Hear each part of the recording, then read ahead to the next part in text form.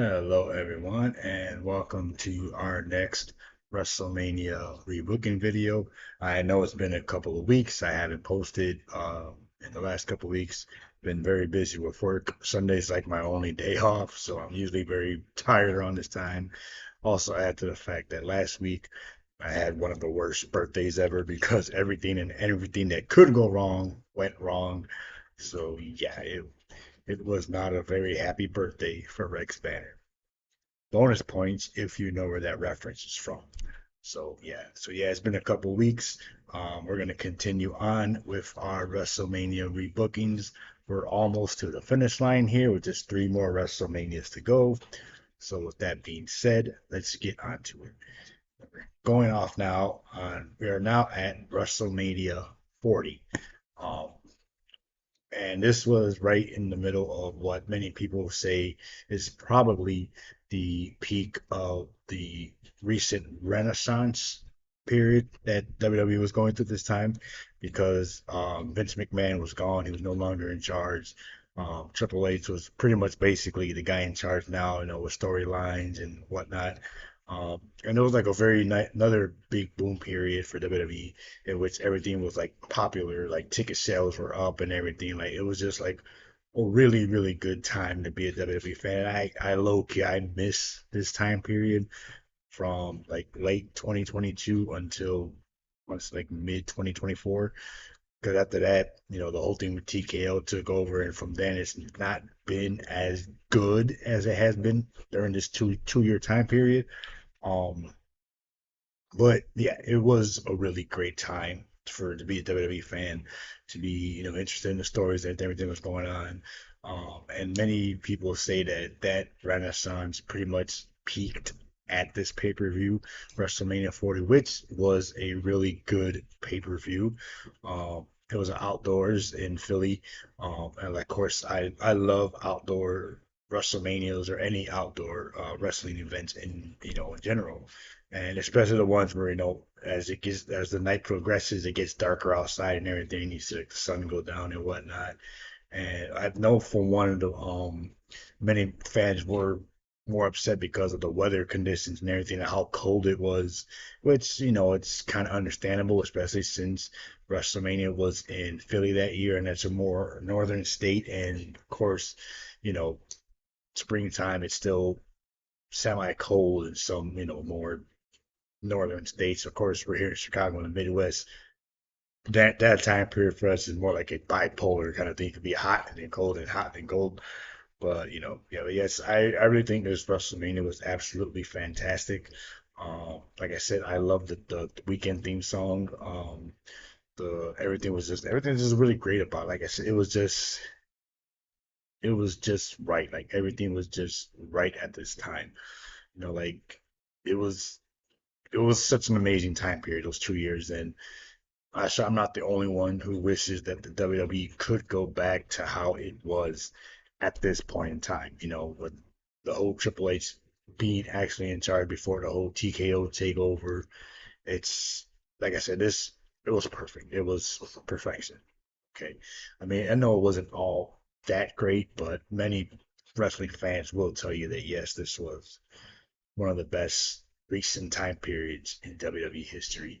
So, with that being said, of course, before I get to that, of course, the only thing that I found really wrong with this show was that unfortunately CM Punk was injured and he unfortunately was not able to compete at his first WrestleMania since returning to WWE a few months prior at Survivor Series, when I was so happy to have him back because, as you know, CM Punk is my all-time favorite wrestler. He's my idol. Of course, I had to get the shirt that he came out with. Um, so yeah, and I was really looking forward to having. I'm glad that he was back home in WWE where he belonged, and I was so looking forward to him competing at WrestleMania. His first WrestleMania in 10 years, and unfortunately, due to an injury, he was not able to compete. But he did factor into a match result, and as of course, if you've seen it, you may know what I'm talking about. So yeah, so let's get on with it and let's see what the WWE gave us on WrestleMania 40. Kicking off on night one, we had Rhea Ripley defending the Women's World Championship against Becky Lynch. Of course, this is around the time when I actually really started to become a Rhea Ripley fan. Like she had like really won me over during the whole Judgment Day mommy part of her career, and since then she's like been one of my favorites. Becky Lynch, I've always been always been a big fan of Becky. She's one of my one of my original big three in the company. Um, so it was pretty great to see them going at it. And Becky Lynch, kudos to her because she went into this match. I think she was like sick from the weather and everything. So and I really thought Becky would have got the win, but Rhea ended up winning and retaining that title. Like a whole year after winning it from Charlotte the previous year. Up next, we had they listened. We had my personal favorite, a multi-man ladder match.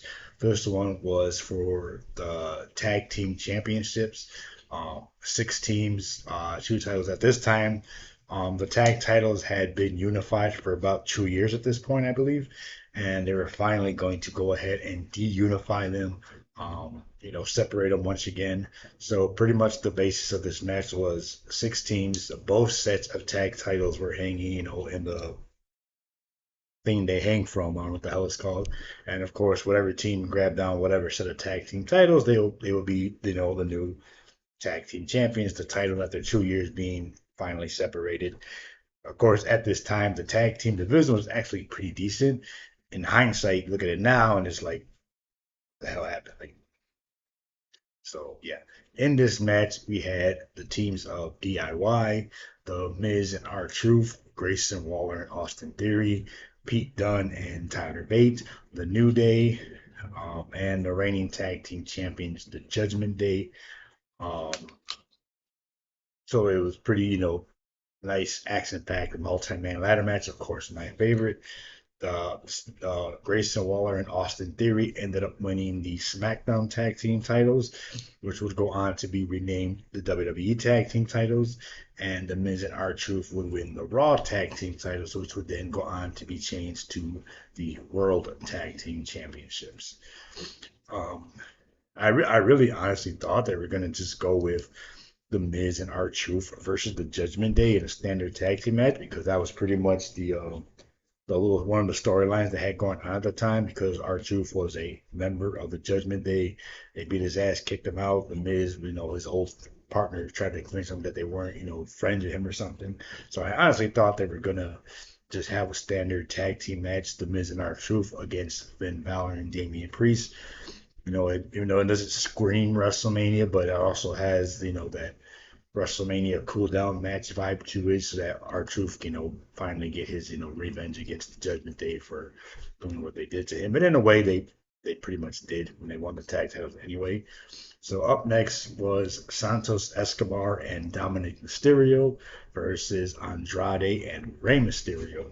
Um, I'm gonna be honest, I really wasn't really into this match that much, and I kind of find it funny how I want to say the sponsor for this match was some Mexican drink, which was like, yeah. Um, so yeah, like I really wasn't too much into it. It's funny because I'm actually Hispanic, and I've never really been too much of really. I haven't had too many favorite Hispanic wrestlers like that, which I guess some people might say is kind of weird because hello, but I don't know. I just never really had like a really, favorite, Hispanic or Latino wrestler. It's on the men's side anyway. The women's side, of course, it has Selena Vega, who's one of my favorites. Um, so yeah, the match was, of course, won by Andrade and Dominic Mysterio, and this is like the second WrestleMania in a row where Dominic Mysterio and Rey Mysterio are involved in, some type of match against each other. Up next, we had brother versus brother. It was Jimmy Uso versus Jay Uso. And of course, you think about, okay, these two guys came in obviously as brothers, as a tag team way back in 2010. And then, to go on to become one of the best tag teams in WWE history. Then they had the whole bloodline storyline going on. And of course, you would think it would be any tag team, or not just any tag, any two brothers who are a tag team. Of course, you would think it would be their dream to have their one-on-one match at WrestleMania. They did it with Bret Hart and Owen Hart. They did it with Matt Hardy and Jeff Hardy. It's just like it's like a fate kind of thing. And the only thing is, as many people were, expecting this to be, possible dark horse for match of the night. A lot of people ended up saying it was pretty much probably the worst match of the entire show, because it was like literally nothing but super kicks pretty much throughout the whole entire match. Um, Perhaps it would have been better if this match was placed under tribal combat rules, but then again, I could see why they didn't do that because they pretty much had that same match type the next night. Um, but in the end, Jey Uso won. He was the over baby face of the team. I mean, not they weren't a team anymore, but he was the over baby face at this time. So it made more sense to give Jimmy the win because Jey Uso really wasn't you know doing too much as a singles competitor compared to Jimmy. So it felt more logical sense, especially in hindsight when you go back and look at how the whole bloodline storyline played out the next night. Up next, we had a six-woman tag team match. It was a team of Damage Control, Dakota Kai, Kairi Sane, and Asuka versus Naomi, Jade Cargill, and Bianca Belair. Um, your standard women's six-man tag team match. I like Damage Control. I've always been a fan of Dakota Kai, Kairi Sane. Asuka's a great wrestler, but she's never really been one of my favorites. On the women's side, Jade Cargill did grow on me, I will admit. I wasn't never really into her that much when she was in AEW, but when she came over to WWE, she like really grew on me. Naomi and Bianca, like I said, they're great in the ring, but I never really been, too much of a fan of them. Like they never really been considered my favorites. Bianca is my niece's favorite women's superstar. And this was Jade Cargill's like she had just made her in-ring debut at the Royal Rumble a few months prior to this, and they had a whole um, started off a whole unit with her, Naomi, and Bianca starting a group together against Damage Control, and the match was won by Naomi, Jade, and Bianca, who did have a pretty cool entrance, might I add. Up next was the Intercontinental Championship. It was Gunther defending against Sami Zayn. These two had actually had a match before on Raw, I think it might have been. This was right in the middle of Gunther's like 2-year reign as Intercontinental Champion. I think they said for 666 days. Yeah, so a lot of people wanted Chad Gable in this spot, but instead they went to Sami Zayn, which I can kind of see because you really think about it, Sami Zayn is more of a bigger name than Chad Gable. I mean, I wouldn't have mind Chad to get the win. I mean, they could have even done a triple threat match, but I can honestly see why they would go with Sami Zayn because he was, like I said, he's a pretty bigger name than Chad Gable. So I can see why they probably would have wanted to have left him off, the WrestleMania 40 card. Yes, it sucks that Chad Gable wasn't involved on the show, but you know, what can you do sometimes? And then Sami Zayn would go on to win the Intercontinental title, bringing Gunther's 2-year reign to an end. And then finally, we had our main event of night one. It was The Rock and Roman Reigns versus Seth Rollins and Cody Rhodes, with the stipulation being that since the next night was going to be Roman defending the title against Cody Rhodes in a rematch from the following year's WrestleMania, the stipulation was that if Seth and Cody won, then the entire bloodline would be banned from ringside for the main event of Sunday, excuse me. But if The Rock and Roman Reigns won, then the title match would be contested under tribal rules. And I don't really remember too much about the match. Like I said, I was watching, I was paying attention. I do remember them brawling a lot. But other than that, like I said, it was a good match, and I have no idea why the hell I don't remember too much more of it besides the whole brawling thing. Well, in the end, The Rock and Roman Reigns won. This was when The Rock had, came back, and according, yeah, people, the whole thing was like kind of complicated. Cody Rhodes won the Royal Rumble. He was going to challenge Roman Reigns for a rematch at WrestleMania. The Rock returns, and then Cody decides, okay, I'm not going to challenge you at WrestleMania. I'll fight you some other time. And let's just hand my title opportunity to The Rock. Yes, I was amongst the people who thought, well, that just sounds stupid. Um, I mean, the way I thought it was going to go, the way before they pivoted and they went ahead with the rematch, I thought that they actually were going to go ahead and still stick with Rock versus Roman Reigns because that's the match that a lot of people have been waiting for. I think for like the last 2 years or so since Roman was champion, and of course it makes sense to have not only have it at WrestleMania but at WrestleMania 40. It's that's a milestone WrestleMania right there. And of course, The Rock was in the whole final boss stage, so of course he would have been the final boss for Roman Reigns to defeat to actually solidify himself as the actual tribal chief of the entire Anoa'i family. And then the way I thought it was gonna go was they were gonna stick with that match. Roman would defeat The Rock at WrestleMania, and then Cody would get his Royal Rumble title match at SummerSlam, and then win the title there. Now, I mean, it sounds good somewhat from a storyline perspective, but logically it doesn't make no sense because you won the Royal Rumble, which means you have won the right to challenge for the world title at WrestleMania.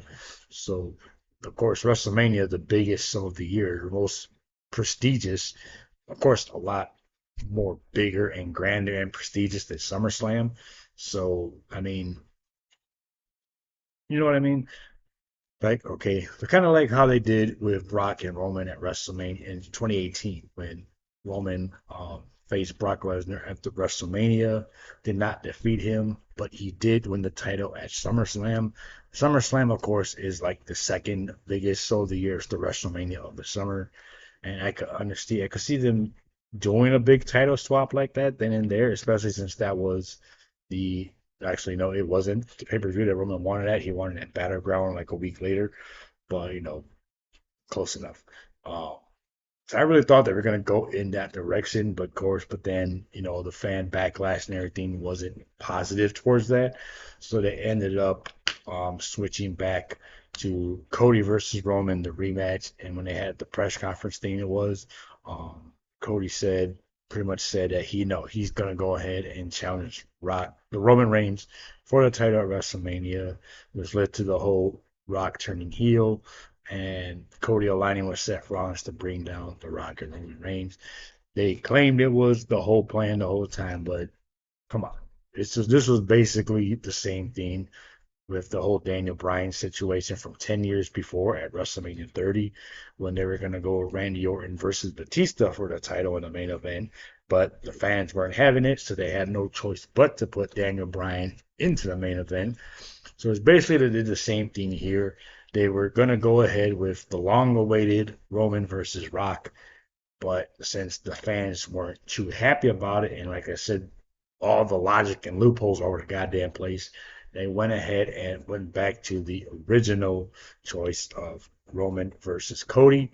And in hindsight, the whole thing pretty much turned out just great, perfectly. Of course, we had the main event. Um, and I honestly could have seen it going both ways.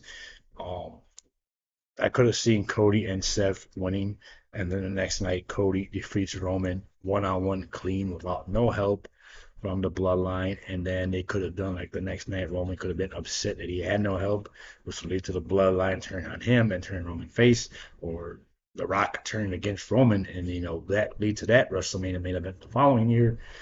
But then again, I can also see why they did the tribal combat because as you know, they did the whole Avengers Endgame thing with everybody coming out and helping Cody defeat the evil villain.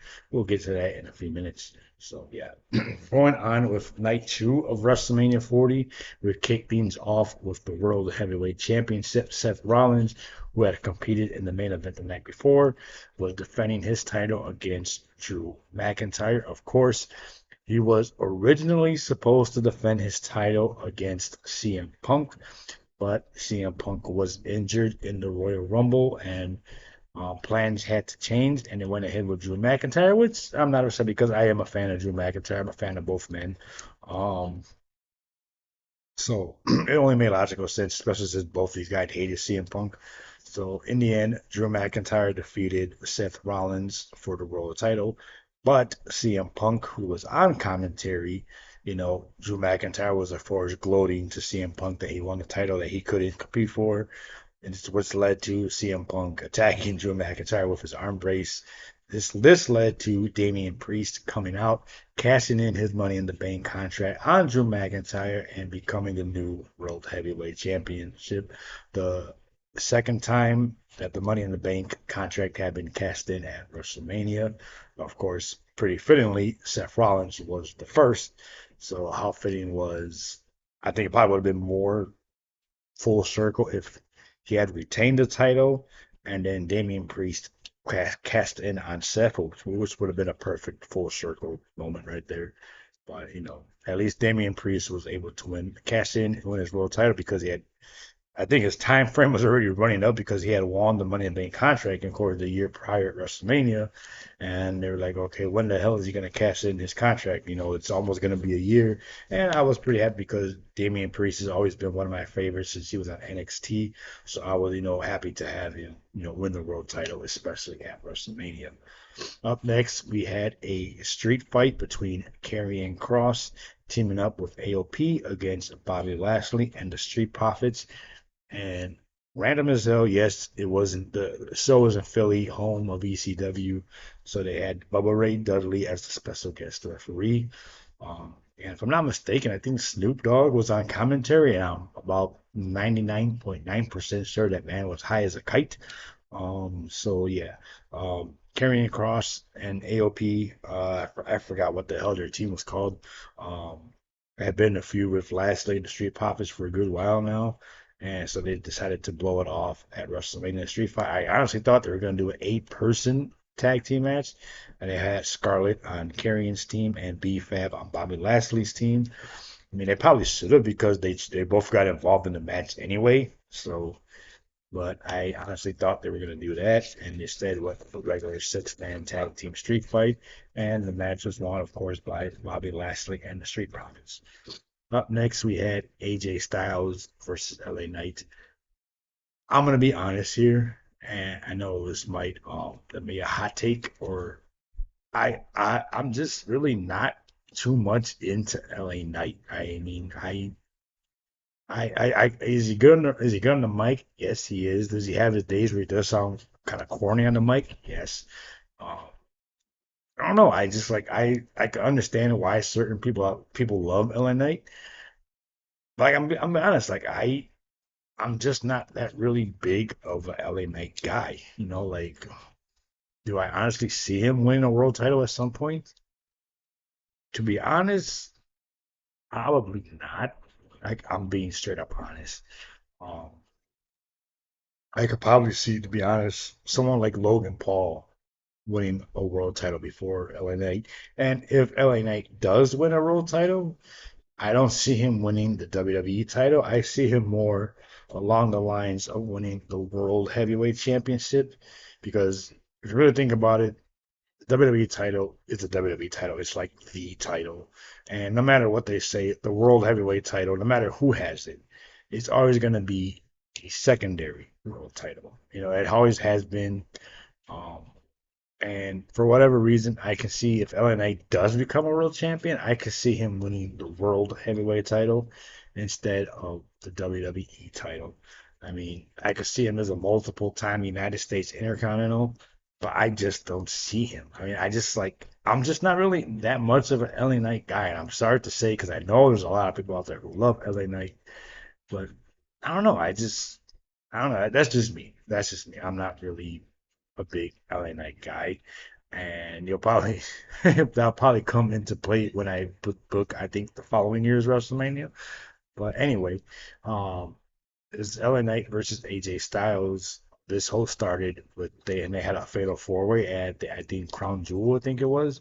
So they had been beefing for like months, which led to the whole thing. This is when AJ Styles was the heel when he flew all the way to Australia to cost LA Knight a title shot in the Elimination Chamber. Um, I'm pretty sure it was that one. Pretty sure. Um, so yeah, and this was your basic match. LA Knight won. Like I said, I'm sorry, I'm just not really an LA Knight guy. Yeah, I mean, like I said, no disrespect, no hate to the guy. Like I'm not saying he's an awful wrestler. Like I said, he's okay. I'm just not that much of a fan of him.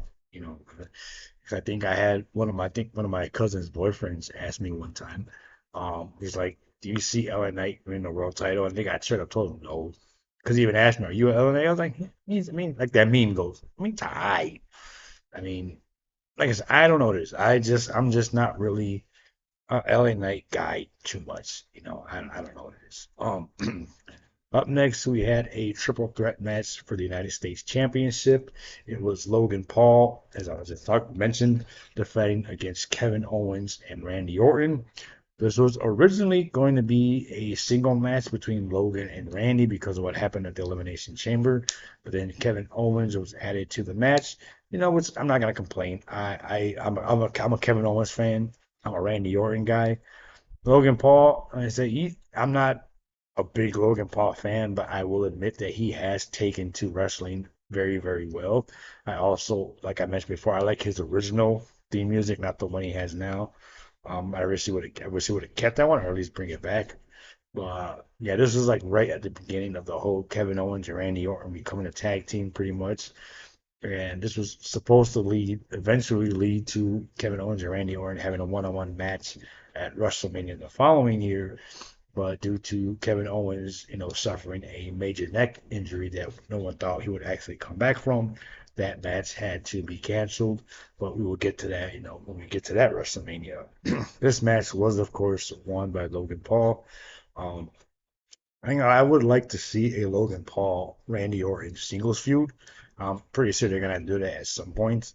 Well, they can't really do it now. Randy Orton just came back. He's as a heel now, but I'm pretty sure he's gonna end up being a face because I guarantee they might do a double switch between Randy and Cody. And then Logan Paul's a heel himself, but he has his arm injury. So I really would like to see a Logan Paul and Randy Orton feud at some point, one on one. And I can honestly see that being a WrestleMania match, or even a SummerSlam match. Um, so yeah. Up next we had the Women's Championship. Io Sky defending against Bailey, and I'll admit this was actually one of the matches I was looking forward to the most at this pay-per-view. I love Io Sky. I love her. She's been one of my favorites since her NXT days. Bailey really grew on me as my favorite, especially when she did her first heel turn. I always thought she was a great wrestler when she was a hugger. She wasn't really one of my favorites, but then when she did her heel turn and she like brought a fresh take on her character, she started growing on me more. And I think once she started the whole damage control thing, that's when like Bailey really became like one of my favorites. And like I said, I'll admit now Bailey is probably like in my, if not top five, definitely in my top 10 women superstars on WWE right now. I actually had the chance to meet Bailey and Sasha Banks a few years back in Phoenix, Arizona for the Royal Rumble. At the time, Bailey really wasn't my favorite. She wasn't one of my favorites at that point. I was mainly there to meet Sasha Banks, and I kind of felt bad because I had my Funko Pop and my my women's title sign, and the picture, Sasha Banks is holding the title, and then when we took the picture, Bailey was like, "Well, what am I gonna hold?" And I kind of felt bad because I kind of like ignored Bailey almost, as you can see in the picture. I kind of like she's like pretty much just there, and in hindsight, I'm like, damn, because now these, a few years later, Bailey is like I said, like one of my top favorites in the entire company. And like I said, I love Io Sky. She's like probably one of my current top three, my current big three. So this match I was really, really looking forward to. Probably out of the whole entire WrestleMania card. Uh, I said two amazing women's wrestlers, and they put on a great match. And in the end, Bailey won, not only winning her first singles WrestleMania match, but also winning a title at WrestleMania for the very first time. And yeah, it was a great match. Like I said, that probably the match I was looking forward to the most. Up next, in our main event of night two, it was Bloodline Rules for the undisputed WWE Universal Championship. Roman Reigns defending against Cody Rhodes in a rematch from the previous year's WrestleMania. The only difference was Cody Rhodes won this time. And like I said, I don't know if I mentioned the last, this was basically the end game to last year's Infinity War, pretty much. Um, course, if you're Marvel fans and you've seen the Avengers movies, you know the reason they call WrestleMania 39 Infinity War, because of course, if you've seen the movies, you know the bad guy ends up winning, defeating the heroes. You know they're gonna have to regroup and to fight them again and try and overcome evil. And then a year later, when Endgame came out, is basically what happened. The heroes finally got a chance to get another shot at the bad guy, and they won. And they pretty much had all the heroes that were snapped away came back. So just for one big ultimate final battle, and that's basically what happened here. This was basically a movie we were pretty much watching. I remember being so hyped for this match because okay, where everyone said yes, there's gonna be some type because all the Avengers comparisons were being made, in the months leading up to this, and everyone said there's going to be something epic is going to happen here. Something is going, to go down. And sure enough, and that got people waiting and, expecting something to happen. And sure enough, everything happened. Yes, it took a while to get there because this match was like damn near like 40 minutes long. And it wasn't until about maybe like the last maybe like 15 minutes or so was when like everything, like the whole actual final battle started taking place because you had Jimmy Uso come out first to help Roman, and then Jay came out to counterattack Jimmy, and then we had Solo come out to help Roman, and then John Cena came out to counterattack Solo, and then The Rock came out, to um, come be by Roman's side, and that led to Seth Rollins coming out to aid Roman. And when he came out to that Seal music, we fucking lost it, and we were like, well, how crazy would it be if Dean Ambrose came back? Well, we were like, that would be fucking amazing, but we knew it wasn't gonna happen. Even if it was for one night only. The return of Dean Ambrose, or even as John Moxley, it would have been amazing. But we all knew realistically it wasn't going to happen. Would it have been amazing to see? Yes. Um, but unfortunately it didn't. But Seth did come out in the sealed gear.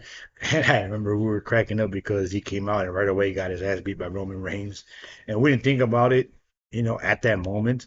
Because we were like, you had one job, Seth. You had one job to do and you fucking failed. But when you really think about it, he actually that right there was what kind of put into motion Cody Rhodes win the title because he was able to get Roman distracted from Cody for Cody, to get that win. And then last but not least, The Undertaker came out, which was kind of random if you think about it, but in reality, it's because that spot was originally, in case you didn't know, that spot was originally meant for Stone Cold Steve Austin, but unfortunately, he was not able to, to be a part of WrestleMania, so they switched it out with The Undertaker. And of course, a lot of people probably be like, okay, it doesn't really make sense. Why the hell would The Undertaker get involved? And it makes more sense with Stone Cold, because the history between, especially the WrestleMania history, between The Rock and Stone Cold. So that probably would have made a lot more sense because Stone Cold is like The Rock's greatest, opponent, his greatest, rival. And then the Undertaker, like I said, it's also, it kind of works because Undertaker is the guy, the dead man. He comes in, you know what I mean. So Undertaker came out, choke slammed The Rock, and then disappeared. Cody Rhodes hits three crossroads. One, two, three.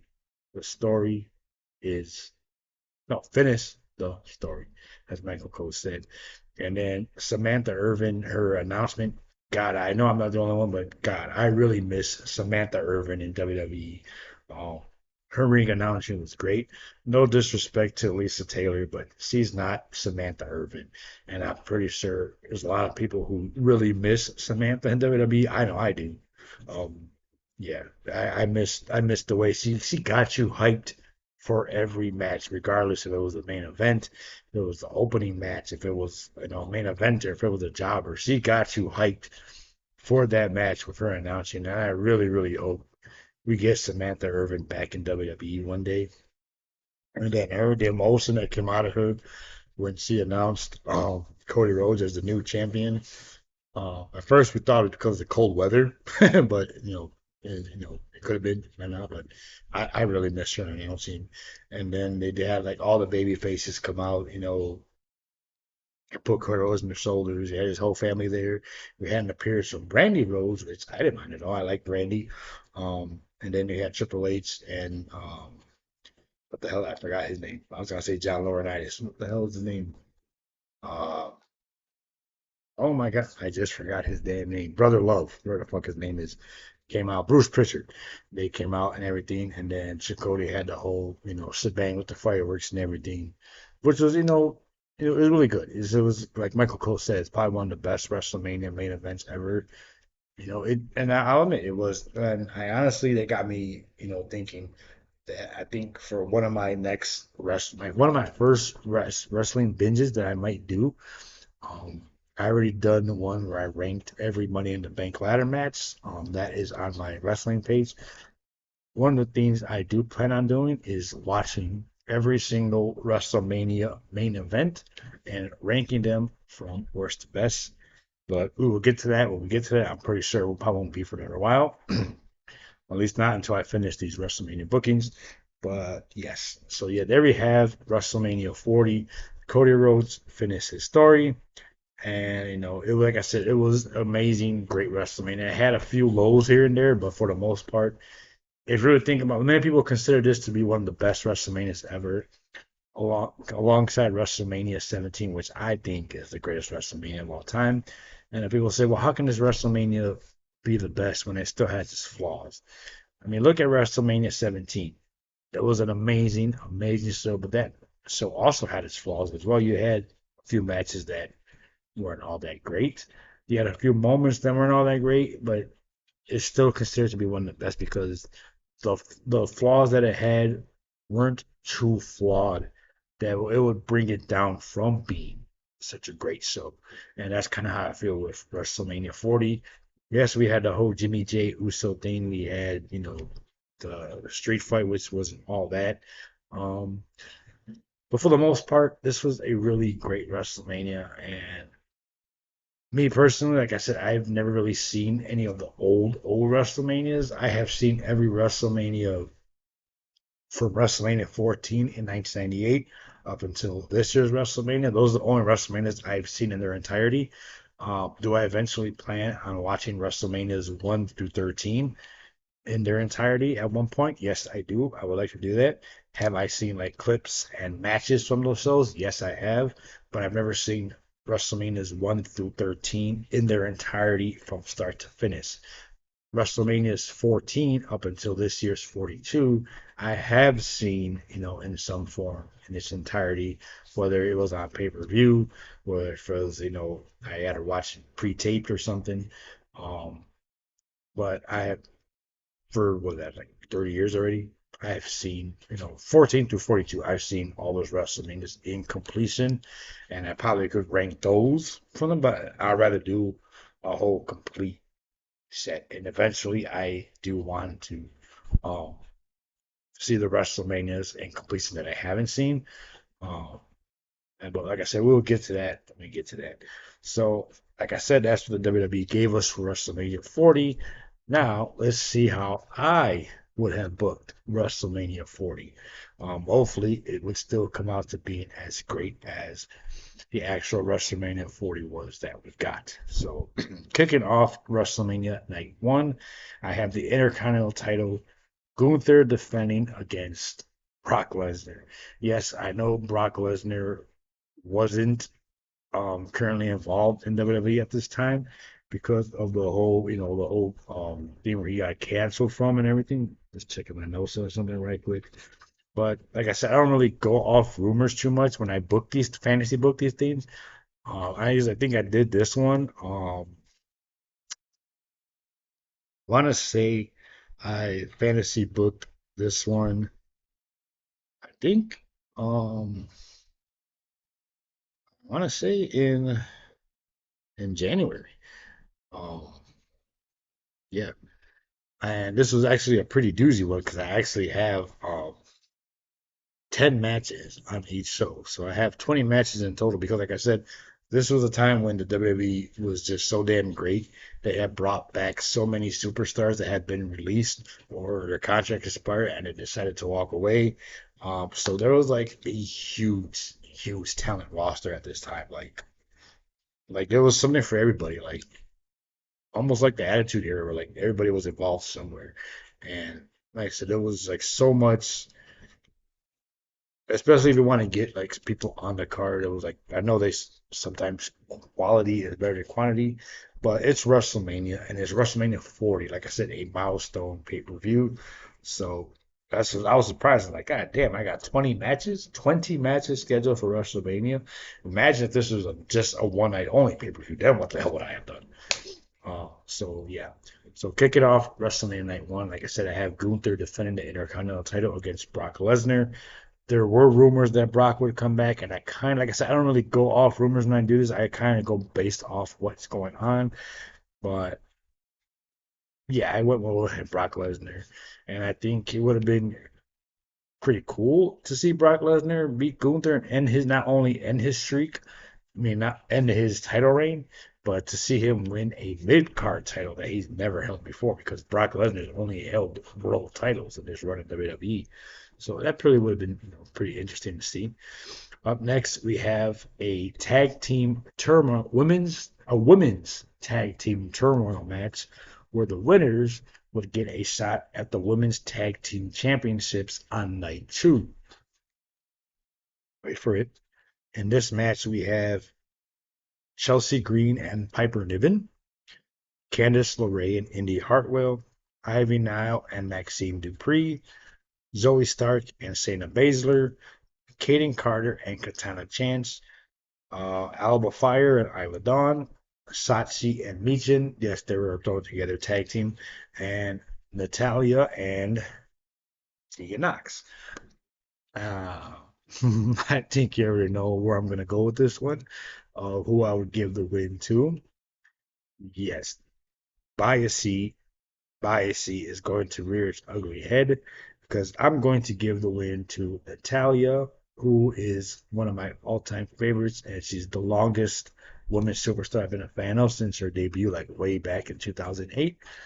And her and Tegan Knox had this teacher mentor um, relationship going on. And yes, of course, I'm going to be biased. I'm going to give the win to Natalia and Tegan Knox to give Tegan a WrestleMania moment and win. And of course, if you saw my last WrestleMania video of WrestleMania 39, I pretty much gave you a whole in-depth, detailed storyline on how Tegan Knox would end up challenging Charlotte for the SmackDown Women's Championship at WrestleMania. Go back and watch that one. Yeah, because like I said, Tegan Knox, there's one that biasy I told you will come in here and there. So I'm going to give the win to Natalia and Tegan Knox if I haven't made that clear already. Up next, we have Kevin Owens versus AJ Styles. I think this was that match I just put together because I don't really think I had anywhere else for them to be at. So it was kind of one of those, we got nothing else for you. So there you go. Yes, they've had matches before on pay per view for the United States title, but never at a WrestleMania. So I think they could have had a pretty good feud leading into WrestleMania. So yeah. Up next, I have a no holds barred match between Bobby Lashley and Karrion Kross. Pretty much the street fight we got, but not a tag team, just a one on one between Bobby Lashley and Karrion Kross. And I really think Karrion Kross has been given more to do in his second run in WWE, but unfortunately he didn't. And he's no longer there, which means we no longer also get to see Scarlett, unfortunately. But I will probably still give the win to Bobby Lashley here. Up next, we have Jade Cargill versus Bianca Belair, one on one, no titles. I honestly didn't think they were going to go ahead and form a tag team for the rest of the year. But I think this feud could have kickstarted at the Royal Rumble because I think to many people that's a dream match to see Jade and Bianca go one on one. And I thought for sure we would have got it at this year WrestleMania, but then because Bianca hadn't came back from injury yet, but now that she's pregnant, well, she was pregnant. Congrats to her on having her baby. Um, with that match is being more held off now, so we will guarantee we will have that match at some point in the future. It might not be soon, but that is a match that definitely needs to happen. If not at WrestleMania, it's a match that needs to happen. And I think in this match, I would give the win to, I don't know. I think I'm going to be biased here, and I'll give the win to Jade because, as you know, I'm biased towards the female wrestlers I like. So I'm going to give the win to Jade. Up next, we have a fatal four-way for the Raw Tag Team titles. I have DIY defending against the New Day, the Creed Brothers, and Alpha Academy. Of course, in this timeline, the tag team titles are not unified, and I have DIY defeating the Judgment Day like sometime, the months leading up to WrestleMania, which would lead to another match I'm about to talk to you about. Um, so DIY wins the tag team titles from the Judgment Day, and I think the in-ring talent of this DIY, New Day, the Creed Brothers, and Alpha Academy. Um, yeah, that was an Otis and Tozawa, I'm guessing. That's weird. Anyway, I think it would have been a pretty good fatal four-way match, and I think I would give the win to DIY to take the tag team titles. Now that I think about it, Alpha Academy, that's Otis and Tozawa. So, huh. Anywho, up next, now we have the reason, like I said, that Judgment Day lost the tag team titles. We have Damian Priest defending his Money in the Bank contract against Finn Balor. Of course, the Judgment Day splits up. Finn and Damian eventually split up in the summertime, which led to them, having their own feud at the end of the year. I would have kickstarted that a little bit earlier, and I would have had Damian Priest as the babyface, of course, going against Finn Balor, defending it, putting it, who would have got convinced Damian to defend his Money in the Bank contract. Damian, of course, wins and goes on to cast his title later on. Up next, we have Randy Orton versus Solo Sikoa. This would have been part of how I would lead into the main event of the next night's pay per view. I'm gonna go ahead and spoil that. It's gonna be Roman versus Cody, but I think this would have been a good way to get all of Roman's soldiers out of the way. Randy Orton could take care of Solo, defeat him on night one, get him out of the conversation for interfering the next night. Up next, we have the Women's Championship. Io Sky still defending against Bayley, who wins the Royal Rumble. Um, Same scenario. It's probably still be the match I'm most looking forward to. Same scenario, same storyline, same outcome, same match. Io Sky versus Bayley. Bayley wins to become Women's Champion. Up next, our main event for night one, Seth Rollins defending the title, the World Heavyweight title against CM Punk. So yes, I know CM Punk was injured, but based off of this, I made this booking before he got injured, and like I said, I don't really normally change my bookings after stuff like that happens. I usually just go with what I book at that moment, and I stick with it. So I obviously did this before CM Punk got injured. So I would have in this storyline, this timeline, I think I would have had CM Punk win the title, which will lead Cody to go, okay, I didn't win the Royal Rumble, so how am I going to get to my rematch? And I would have had him, I would go on to have him win the Elimination Chamber. But we'll get to that in a bit. Um, Seth Rollins versus CM Punk. CM Punk finally gets his WrestleMania main event a year earlier. We finally get the Seth Rollins and CM Punk match. Even though we didn't get that until later on, until the end of later on in the year because CM Punk was injured. Um, I would give the win to CM Punk, of course, to win not only his first WrestleMania event, but to win his first world title since coming back to WWE. Just going on to night two of WrestleMania, we're going to kick things off with the Women's World Championship. Rhea Ripley defending against the Elimination Chamber winner, Becky Lynch. Again, pretty much the same match, same style, same outcome. Rhea Ripley wins and retains her women's title. Up next, we have a fatal four-way for the vacant SmackDown Tag Team titles because the titles are no longer unified. So somebody needs to be the SmackDown Tag Team champions. And we have Grayson Waller and Austin Theory versus the Street Profits versus Pretty Deadly versus Pete Dunne and Tyler Bate. And I think I would give the win to. I think I would give the win to Grayson Waller and Austin Theory. I could see them sneaking out the victory. Even though I'm not really a fan of either, but I could see them being the perfect team to go ahead and just sneak in and steal a victory. Up next, we have Rey Mysterio versus Santos Escobar. And I think this was the original idea they were going to go for Rey Mysterio versus Santos Escobar. But then, I don't know, I think Rey got injured a little bit, so they changed it to a tag team match. And I think I'll give the win to Rey Mysterio. Up next, we have Drew McIntyre versus Sami Zayn. Um, I don't remember why I put this match together. I know there was a reason. It wasn't one of those we got nothing else for you. So I know there was a reason why. I think this is around the time that Sami Zayn had tried to win the world title, could not get it done. Oh yeah, he tried to win the world title at I think it was the Royal Rumble that year, and he didn't. No, that was the year before. Never mind. This pretty much would have been Drew McIntyre's way of telling Sami Zayn, "You're never gonna win the big one. You're never gonna do this," and which will lead to them having their match, at WrestleMania. And I think I would give the win to Sami Zayn to set Drew McIntyre up.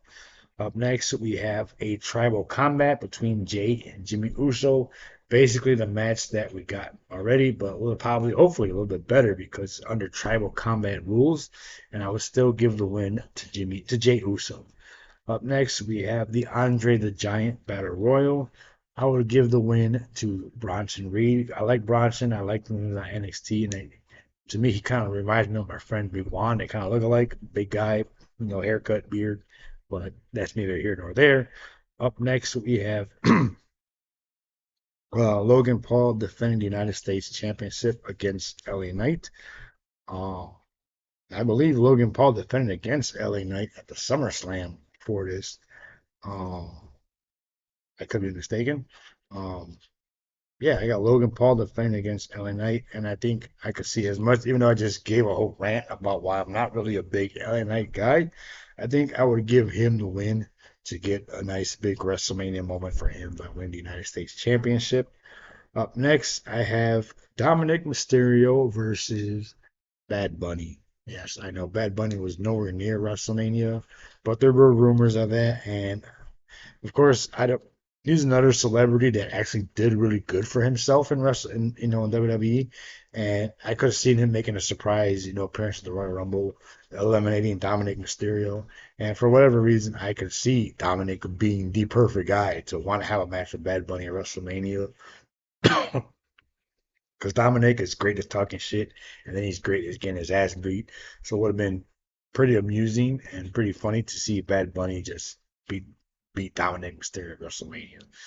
Up next, we have the women's tag team titles: the Kabuki Warriors, Asuka and Kairi Sane, defending against the winners of the tag team turmoil match the night before, Natalia and Tegan Knox.